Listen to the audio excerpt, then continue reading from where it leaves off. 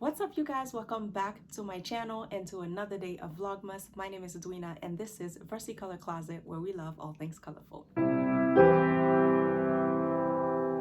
today's video, it's gonna be kind of a different video for my channel. At first, I wanted to come up with all of the books that I read this year and share like a review and all of that. And when I really thought about it, I didn't read as many books as I wanted to because I kind of made it priority this year to create a lot of content, and because I'm always creating in the evenings, I didn't really allow too much time for reading, which is something that I'm hoping to get back to more in 2022.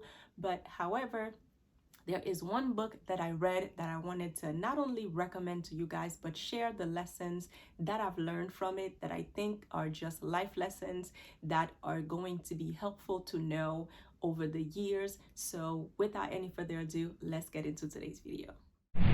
So the book that I was referencing is called Boundaries. It looks like this, and it is written by Dr. Henry Cloud and Dr. John Townsend.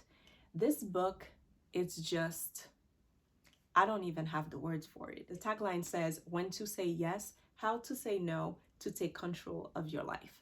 So one of the first lessons that I learned from this book was the necessity of saying no and knowing when to say no and when to say yes, right? Because what tends to happen, and that happens to me because I was the ultimate people pleaser, especially for those of us who are Christians, right? We have this misconstrued notion that being a good Christian means that we need to be saying yes and to be fully available to everyone at all times. And the issue with that is that it's a sign that we are not being a good steward of our time, because God has called us to do specific things. Everybody has a specific purpose that is assigned to them. So if you are busy saying yes to things that you are not called to do, then you in turn are not available to do the things that you are called to do. So it is absolutely important to say no when the time calls for it.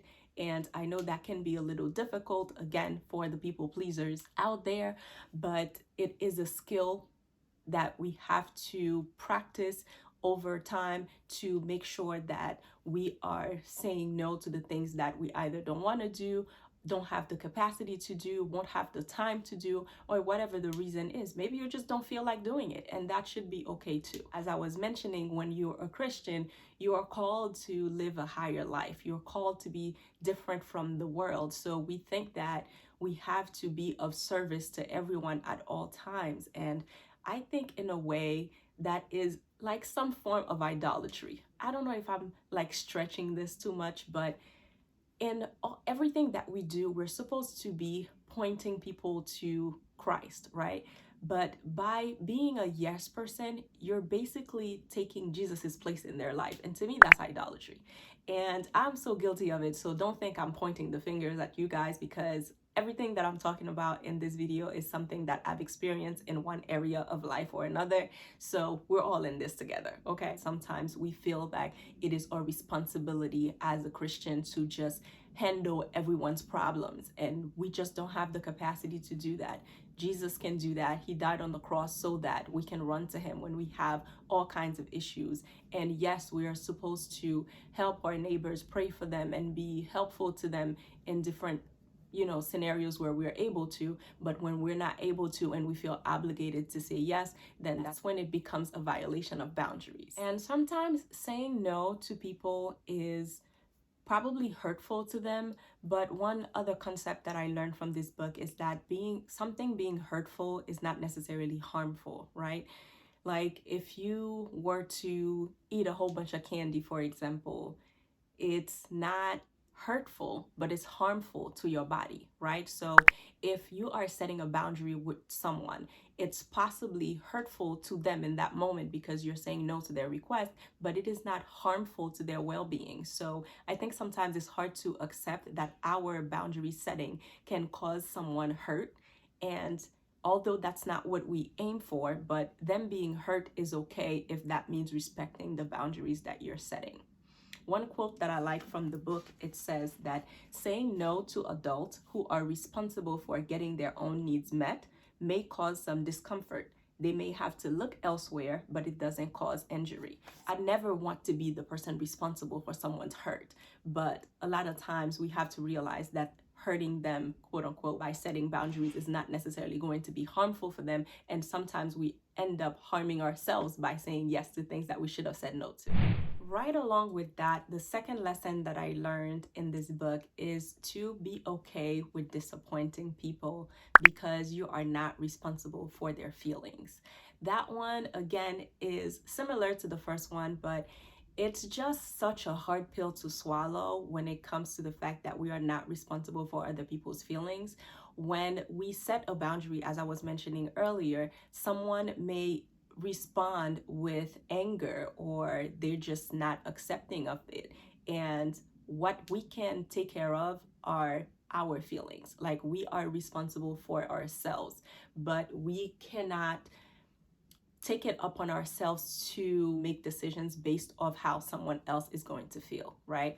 So yes, we want to be mindful of hurting someone's feelings, because if you're just being mean just to be mean, then come on, like, that's not what we want to do. But when it comes to setting a boundary, you have to be okay with disappointing people, because if you are a yes person, then people become, in a way, addicted to your compliance, right? They're gonna love the yes person in you, because every time they come to you, you are always there for them. And that reliability factor can be masked as people pleasing, because we love when they tell us that we're reliable. But at the same time, we are operating from a place of no boundaries, because we are just stretching ourselves to a point that is not healthy by saying no to ourselves so that we can always be available to say yes to other people. Again, that is Jesus's job. I'm not trying to do Jesus's job. I'm hoping that you're not trying to do his job either, because if that is the goal, you're going to fail every single time. But if setting a boundary is going to be disappointing to someone else, it kind of relates to my first point, that you have to be okay with the temporary hurt, because you're not harming them. You're just setting a boundary for your own peace of mind. And that's absolutely biblical. I think that was the game changer for me, because as I mentioned before, as a Christian, you just want to always feel like you're doing the right thing. And people pleasing is not the right thing, because the only person you should be pleasing nonstop is God. And yeah, we are not trying to please men, we're trying to please God. So make sure that your priorities are set straight so that you can say yes to the things that you are called to, because not every need that someone has is a call for you to answer. One of the lessons that was more difficult for me to learn was that confrontations are necessary. They're literally a necessary part of human relationships and interactions, right? Because we are different people, we have different backgrounds, we have different needs and different wants. So therefore, at some point we are going to clash, and at some point, in order to be clear about what it is that you accept and don't accept, you kind of have to have confrontation. But I think sometimes we think that confrontations mean arguments. A confrontation can be very respectful. You can be clear about what it is that you're feeling. Hey, such and such, when you said this and that, it made me feel whatever. In the future, please don't do XYZ. I think we can be clear, we can be concise without being rude. So it's a muscle, and it's a lesson that I have to develop, because that does not come naturally to me. And when I try to self-diagnose that, I think the avoidance of confrontation has to do with the fact that my primary love language is words of affirmation. So imagine you're having a confrontation and that someone is now arguing with you, which to me translates to you're using my love language in the opposite way that it's supposed to be used for. So that one's a really tough one for me. I don't like to have arguments. I rather peace, but sometimes you have to have those uncomfortable conversations in order to maintain the peace. And A confrontation also doesn't mean that the relationship has to end. I think that's also another thing that kind of puts us off, because hey, if I say something, then maybe this person will no longer want to be in my life. And if you have solid friendships and solid relationships with your family members, the simple fact that you are having a confrontation and expressing a boundary should not be cause for, a permanent rupture in the relationship. So it's necessary to learn how to communicate those boundaries, to have these confrontations when they are necessary. And I'll read a passage from the book on this topic. It says, Paul strongly confronted the Corinthians in a letter that has since been lost. He set limits on their rebelliousness. Even if I caused you sorrow by my letter, I do not regret it. Though I did regret it, I see that my letter hurt you, but only for a little while. Yet now I am happy, not because you were made sorry, but because your sorrow led to your repentance. The Corinthians accepted and responded well to Paul's boundaries, whatever they were. That's a sign of taking responsibility. And that's another thing with confrontation, right? It requires both parties to take responsibility for their part into whatever the disconnect was. So we can take responsibility for our actions without necessarily feeling like the person's confrontation is an attack on our character. It's simply stating, this is what happened that made me feel some type of way. You should have freedom to express that, and that should not be cause for a loss of friendship. And if it is, then maybe that person needs to do some work on themselves to be able to understand that you are going to have arguments or confrontations or misunderstandings, and the only way to clear them up is to have clear conversations, to set boundaries, and to be very direct without being rude. Listen to this. I have been told that when a baby bird is ready to hatch, if you break the egg for the bird, it will die. The bird must peck its own way out of the egg into the world. This aggressive workout strengthens the bird, allowing it to function in the outside world. Robbed of this responsibility, it will die. When I read that, I was like, you guys should see how much I highlight in this book. I was like, this is just a perfect picture of how it is not a good idea to rob someone of the consequences of their action. That lesson to me is just one of those things that I can see it being helpful in relationships between parents and children. I can see it being helpful in so many other relationships where one person is used to the other person carrying their weight in a way. So therefore, they rely on you to do everything, and you always do it for them in the name of love. But it is not a loving act to rob someone of the consequences of their action. If every time I do something wrong and I get away with it, I'm being robbed of the opportunity to learn my lessons. And I think that happens a lot in relationships where boundaries are not being communicated. One person is a people pleaser, or you just feel like, again, as a Christian or as a mom, it's your responsibility to cover your kids' wrongdoings. So many of us tend to feel like it's our responsibility to rescue people from the consequences of their action. And the thing is, when we do that, we're basically coaching them on how to do the thing again, because if they did it this one way and you took care of it, then what was the lesson for them to learn? So this one is another lesson that I feel is difficult to grasp, because you can understand it in theory, but when it comes to practice, it's a whole different ball game when you have to basically allow, I'm thinking of it from the concept of a parent to a child. You basically have to allow the child to face the consequence of their action. Of course, this doesn't mean that it has to be harmful, because you're not just gonna sit there and watch a child cross the street and tell them that, yeah, you're gonna learn. No, it doesn't have to be like that. But it's, if I told you not to touch this and you touch that, here is the consequence of that action. And it doesn't have to cause them physical harm, but they need to learn the lesson so that they know once that situation comes up again, that once they do X, they're going to get Y, and that way they learn. There's consequences to everything that you do. Even though God is very forgiving, he also lets us pay the consequences to some of our actions. He will forgive us for our sins, but there are certain things that we do, we are going to face the consequences because he is a just God. He cannot just let you get away with everything. And I think sometimes that in his grace, we do feel like we get away with certain things, but God is a God of justice. So he definitely knows all about boundaries and he certainly enforces them by letting you know what the consequence is going to be before you even commit the act. Thank God for Jesus that he paid the price for our mess. Another life-changing lesson from this book is that people don't have to agree with your boundaries, but they have to respect them. That's another one that I think is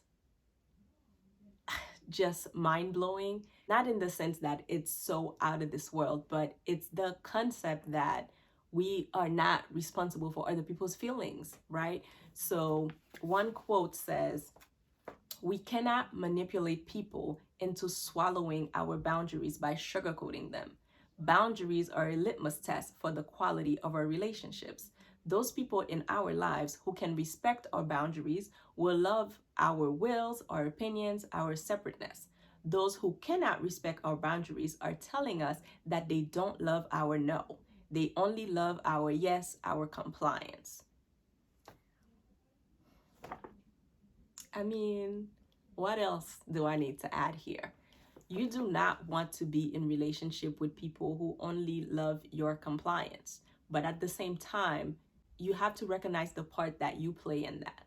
Because for someone to be addicted to your compliance is because you have been compliant and you taught them that that was how you operate. So if you are now making a change and they are not okay with it, that's a sign that you had boundary problems and it is necessary to uphold them. I think sometimes once we see that someone is not going to be happy with our boundaries, we either don't set them at all or we retract. After we said, this is my boundary, they have a reaction, then we're like, okay, never mind, don't worry about it. We don't have to deal with that. And it's like, no, I'm not happy that you're upset, but that boundary is something that's important to me.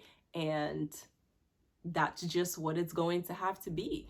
And I think that those are the type of conversations that make you feel like you have a lump in your throat sometimes, because it's just so difficult to have these types of conversations, but they are so necessary. And I think that this book as a whole and the messaging that it teaches has helped me to grow as a person, because I have found that even if I am a quiet and introverted person by nature, that is not an excuse to allow people to walk all over me. It's not an excuse to say yes to everything. It is not an excuse to be a people pleaser, because if God is trusting me with a particular assignment, I need to be able to steward my yes. I need to be able to steward my time. I need to be able to guard my heart, and that I need to also be a cheerful giver. If I'm giving of my time to someone, I shouldn't feel resentment because I should have said no. So all in all, I feel like all of these lessons, like, they definitely correlate with each other. But overall, like, this book is really one of those books that everybody should have in their arsenal. And it's definitely one of those type of books that you reread every year, because I think that whether it is at work or if it is with friends or family, there's always gonna be a situation where you need to set some boundaries, or where the tables are turned and you need to respect someone else's boundaries. I hope that you found this review helpful. I will definitely be sure to link this book down in the description box. I highly recommend it. If you are considering therapy, or maybe you can't afford it yet, I think this is a great start. This does not replace therapy, but I think it's a great start to start understanding why we do some of the things that we do and how we can start, to get on track to fix them. So Thank you guys so much for being here. I appreciate you for watching. If you found this video helpful, be sure to hit the like button. Comment below if you've had to set some boundaries recently, how you went about it, what lessons you learned, and all of that. I would love to continue this conversation, and let me know if you like this style of video. I can definitely do more where we are having a chat and we can continue the conversation in the comment section. Thank you guys so much for being here, and I'll see you tomorrow on another one. Bye guys.